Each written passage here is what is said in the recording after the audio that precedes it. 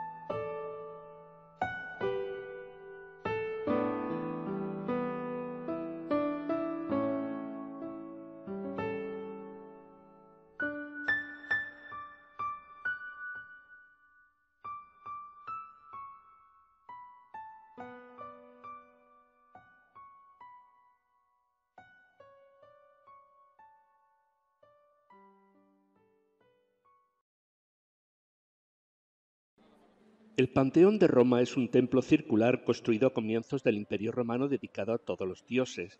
Miguel Ángel dijo de él: diseño angélico y no humano. La idea inicial se debió al general y político romano Agripa, que hacia el 27 después de Cristo decidió iniciar este monumento prueba de la tolerancia religiosa. Pero debido a sucesivos incendios se hubo de construir un siglo y medio después por mandato de Adriano, cuyo nombre no aparece en las inscripciones debido al rechazo de este emperador a que su nombre figurase en las obras llevadas a cabo bajo su mandato.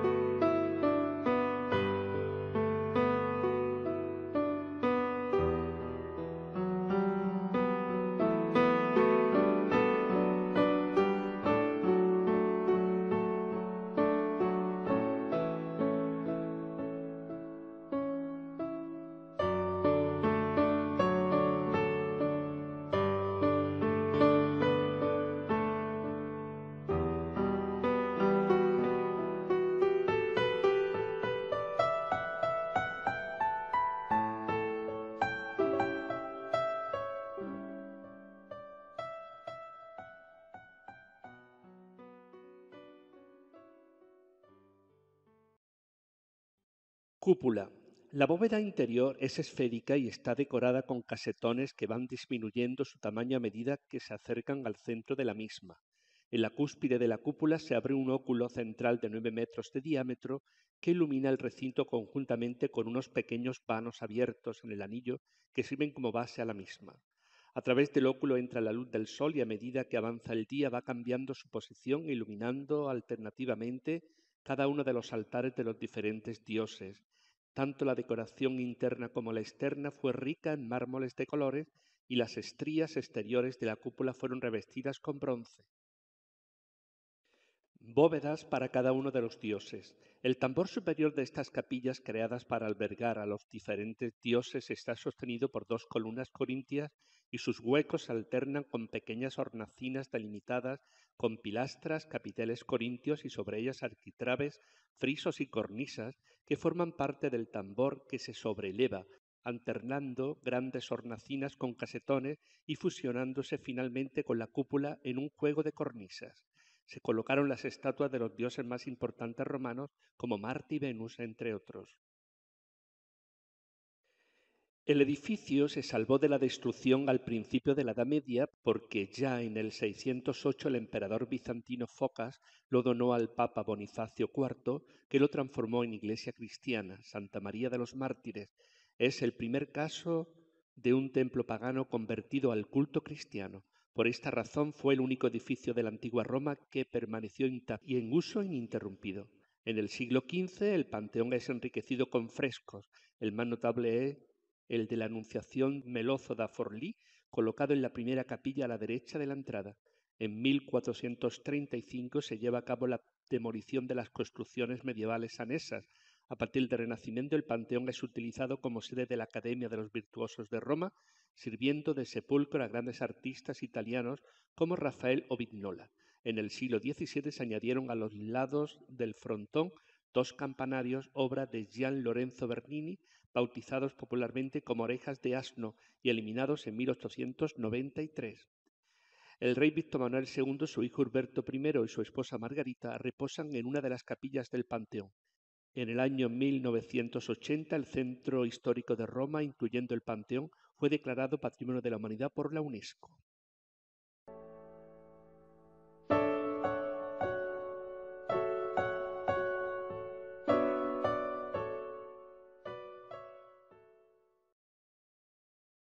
La Plaza Navona es una de las plazas más famosas de Roma y de todo el mundo por la belleza de las obras de arte presentes en la misma.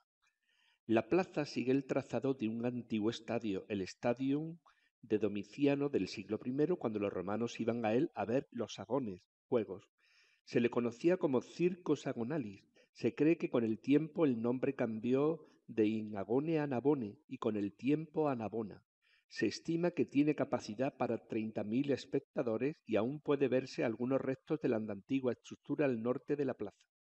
Definida como plaza en los últimos años del siglo XV, cuando se trasladó el mercado desde el Capitolio aquí, la Plaza Navona pertenece a la etapa barroca romana, concretamente del papado de Inocencio X.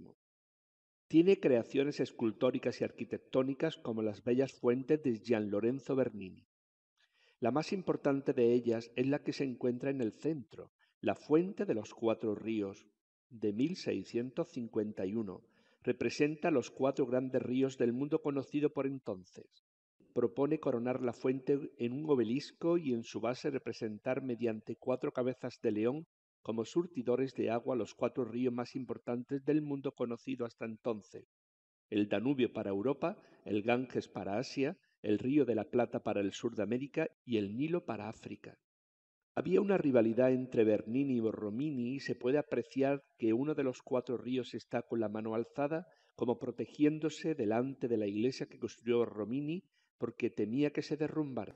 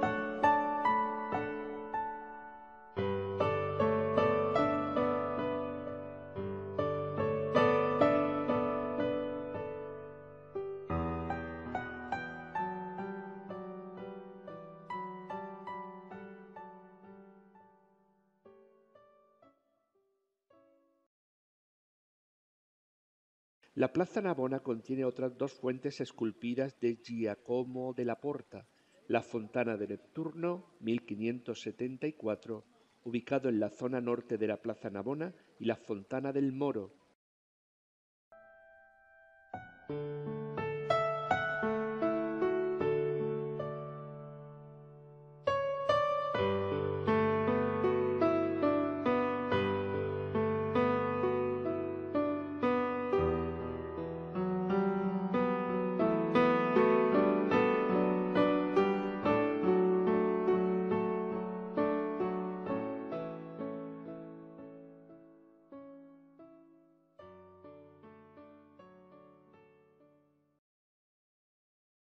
y la Fontana del Moro, 1576, ubicada en el extremo sur.